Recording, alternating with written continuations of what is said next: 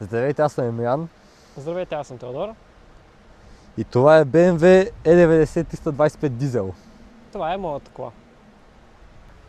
Това е един от последните класически модели на BMW. Преди всичко да стане електрическо.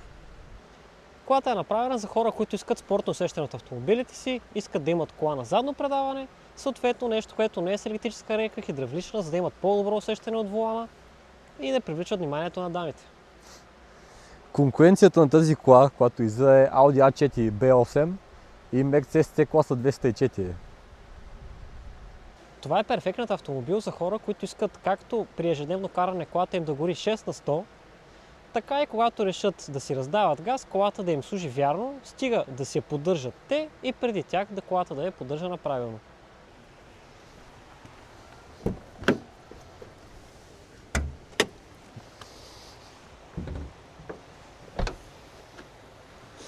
Колата разполага с 3 литров 6-цилиндров дизелов агрегат, който е комбиниран с 6-степенна автоматична скоростна кутия на ZF.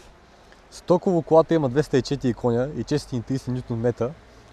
Но в случая колата има софтуер и е около 300 конски сили. Колата има приятен за окото дизайн, прави впечатление на пътя, има класически външни черти за BMW, като малките бъбреци и ангелските очи. Също така колата има М-пакет, има 17 джанти стил 194 и има и разни неща, които съм си добавил през времето, като тези двойни бъбрици, двата черни сплитера, които виждате, тези капаци на огледалата, които са Batman стайл, и хайде да ви я покажем и отзад. Затъмнил съм си задните странични стъкла и задното стъкло възможно най-много. На задното стъкло съм си добавил лип спойлер, на задния капак също съм си добавил лип спойлер. И това е багажника, който е 460 литра. И също така вътре има добавени тези два буфера. Хайде сега да ви покажем колата и отвътре.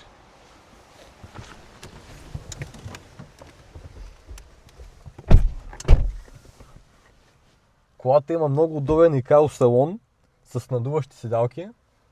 Тъй като колата е фейслифт, навигацията е CIC, преди фейсовете модели са с по-стария модел CCC. Колата има много хубав кожен волан, М-пакетов, който е много дебел и се усеща много удобен при каране. Усещането от волана също е много добро. Музиката на колата е средния клас, Hi-Fi. Колата има прилично място отзад за класа си.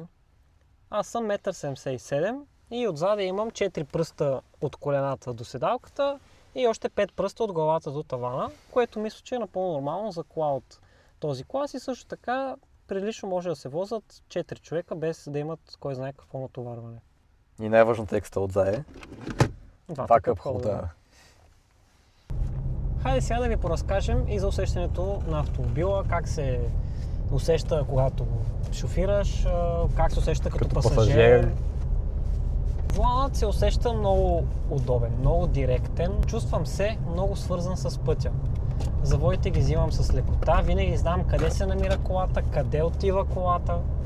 Много е прецизна е. Самият волан, самото усещане е много прецизно. Да, Какво мислиш ти като пасажир? като пасажир удобна е, седалките са комфортни, както вече казахме. Подгрева също е много Подгрева е много приятен. Колата е приятна да се возиш в нея като цяло. Да. Дупките не се усещат толкова, меко вози. Удобна е също така за дълги пътувания. Да. И като и натиснеш газта, летим. 90. В Мексико сме. Да.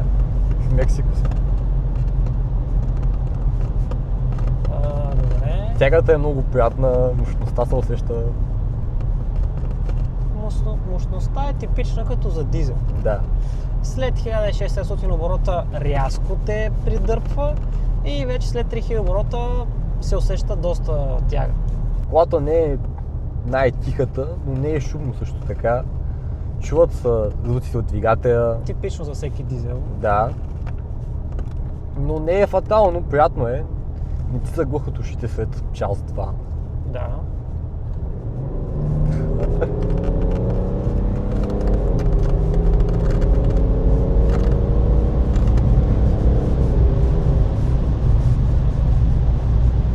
Отново до 90. 90.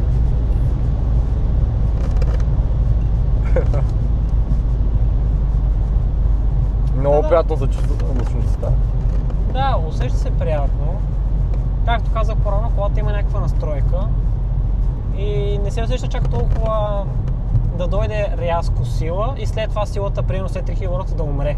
Не, усеща се сила след 1700 оборота до към 3 и след 3 още лек буст се усеща, което специално мене много ми допада, понеже и придава някакси малко усещане като в турбиниран автомобил, който си е бензинов, не е от дизел. Нещо, което аз бих очаквал от бензинов автомобил, като един, който скоро ще ви покажем. Много хубав автомобил, бърз, доста по-бърз от този.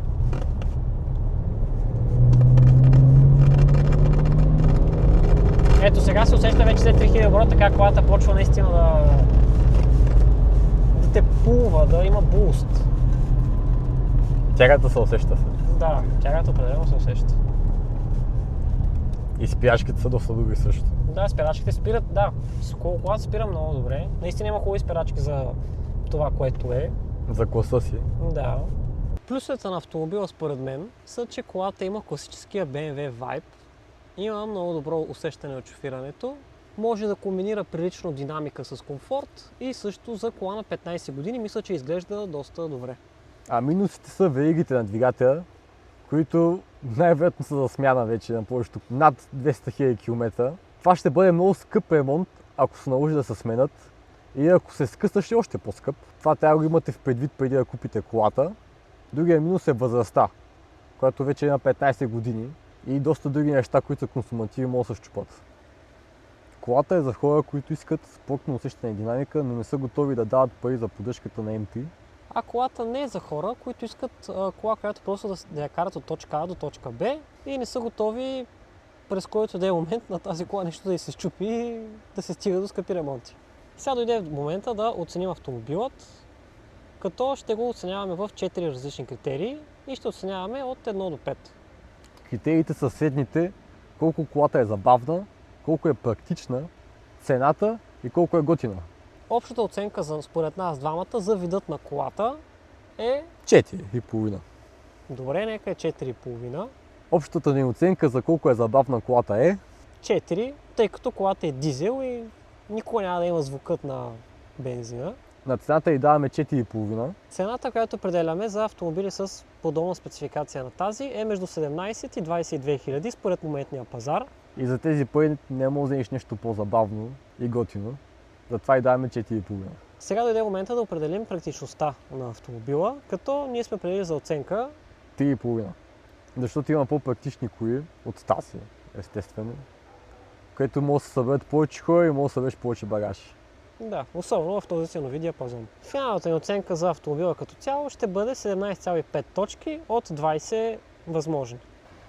Благодарим ви за гледането. Ако ви харесва видеото и искате още много такива, може да ни последвате.